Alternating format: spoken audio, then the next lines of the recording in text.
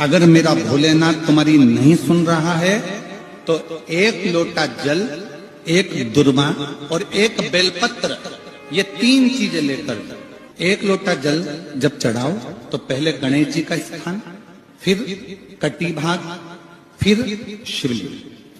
दुर्वा गणेश जी के स्थान पर समर्पित कर दो और बेलपत्री अशोक सुंदरी वाली जगह पर समर्पित कर दो। ये तीन चीजें अगर आप 2 हफ्ते में, 1 महीने में अगर एक बार भी अगर करते हो तो देवाधिदेव महादेव आपकी मन की कामना पूर्ण जरूर करते हैं, निश्चित।